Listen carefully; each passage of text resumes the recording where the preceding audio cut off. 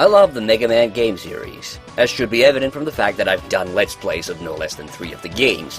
Now, there's a lot in the Mega Man franchise in the way of spin-offs, but I honestly never have felt as close of a connection to any one incarnation of the character than the original series games. However, a close second in my book would be the Mega Man X series. In case you're unaware, Mega Man X was the second Mega Man series started by Keiji Inafune, the Blue Bomber's creator.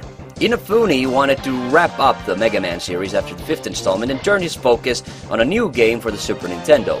Although you all know that when it's Capcom, that never means a series is going to end even after the original creator has left the series. Mega Man X was still very similar to the original Mega Man games in gameplay style, but considerably more refined, dark, and with far more flexible controls. In fact, Mega Man X is effectively like Mega Man on steroids.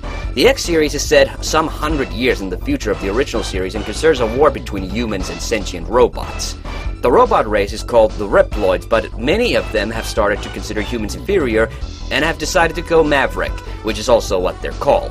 To counter this attack, a strike force of Reploids still loyal to the humans battle the Mavericks under the banner Maverick Hunters, and Mega Man X is one of the robots joining the fight. Also, he's the reason there's a bunch of sentient robots running around, but let's not get stuck on details. In the first game, the Maverick Hunters receive the ultimate kick in the teeth when their leader Sigma up and joins the Maverick side, forcing X and his BFF Zero to take down the Maverick threat all by themselves. Zero dies in the process, but as any of you familiar with the series know, death never stops Zero.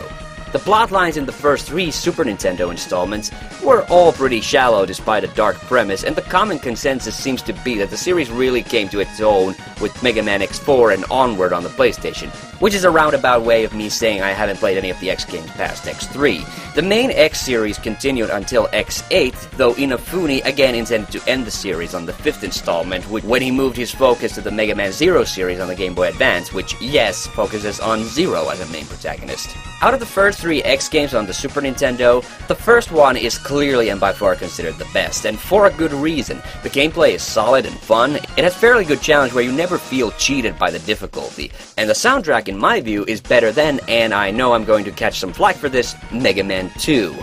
Yes, all around it's an awesome title and heavily recommended. Mega Man X2 has always seemed like the least impressive of the Super Nintendo X games. It just feels a little too much like the first game, but without any noted improvements in gameplay. The soundtrack is pretty bland and the bosses are ridiculous.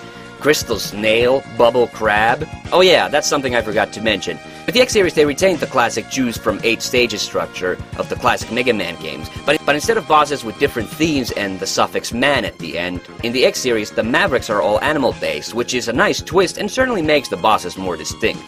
The first game had Storm Eagle, Spark Mendril, Boomer Kuwanger, and, Chill Penguin. Okay, so they're not all great, but I feel X2 has by far the most ridiculous bosses. And that's saying something considering X4 has a mushroom and X5 a frickin' rose as one of the villains. X2 has Wheel Gator, Marth Moth, and possibly the least threatening Mega Man boss of all time, Wire Sponge. A sponge. What the hell were they smoking at Capcom?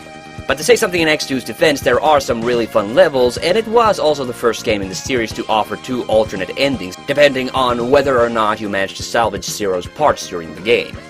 However, if there's one game in the series which I think is really overlooked by most, it's Mega Man X3.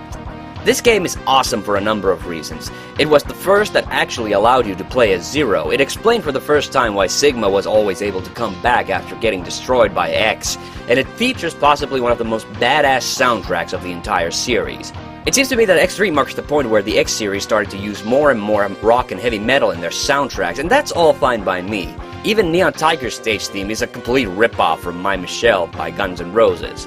The levels are varied and interesting, my personal favorite being Gravity Beetle's stage. The theme for this one is right up there for me with Guile's theme from Street Fighter II, as one of the most iconic and uplifting musical pieces from Capcom. And the bosses themselves are pretty badass. Toxic Seahorse, Blast Hornet, Tunnel Rhino, and Blizzard Buffalo. Volt Catfish is about the only one who looks a bit too cartoony for a Mega Man X game, but at the same time he has one of the best stage themes.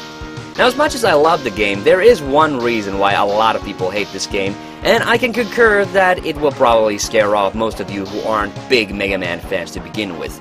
And that's the fact that this game is hard as balls. Balls of steel. Maybe it just feels like it, but it does seem like the game designers placed enemies in the most inconvenient spots in each level. The first time playing this game, you're going to get hit a lot just because you can't see the enemies coming. Also, I might be just crazy, but it does feel like the enemies do a whole lot more damage in this game than they do in other Mega Man X games. They definitely drop far fewer power-ups than in the other games, which in part contributes to the overall problem of losing health really fast. Also, enemies respawn a lot more easily than in most other Mega Man games. Indeed, at the moment their spawn point leaves the screen, which is even more infuriating considering that you usually have to attack them from a distance in order to not get hurt. Eventually you'll get the hang of the stages, and I actually don't mind the challenge so much. It's just that the game may feel a smidge unforgiving the first time. However, there are some design oddities, and the most notorious being the fact that you can't even beat some of the levels without the air dash. This wouldn't be a problem if it wasn't so annoyingly hard to get, and of course nothing in the game indicates where you can get it or that you need it until you get stuck. The bosses are also merciless, though ironically most of them are ridiculously easy once you get to fight them with the appropriate weapon. But as if the levels weren't challenging enough, after beating 2 of the Mavericks you run into Bit and Bite, these annoying mini-bosses that pop up randomly throughout the game. They're not that bad once you learn their pattern, but they deal massive damage and are just a general nuisance. This game was also the first one to let you play as Zero, a feature which became increasingly prominent in later titles. Here, Zero has a bigger energy bar and a freaking lightsaber, which makes him pretty darn cool. However, Zero can't walk past doors, and if you die as him, you won't get to play as him anymore. So he's really not much use other than a fun little novelty. There's only 2 boss fights where you can use him, one being against Mac in the intro stage and the other in one of the Sigma levels. Using him there also results in Zero getting killed off, after which X gets his saber. That's kinda cruel since you have to know to do this in order to get the saber. Oh well, look at me, I'm Luke Skywalker! In summation, Mega Man X3 is a really cool game with excellent levels, a bitchin' soundtrack, and a whole lot of attitude. The game does have very high challenge, but strangely I've always enjoyed that aspect of the game, and it's never really bothered me. If you want to play a really challenging game, I highly recommend this one. And that's all from me for now. I'm TheHande, and see you on the next one.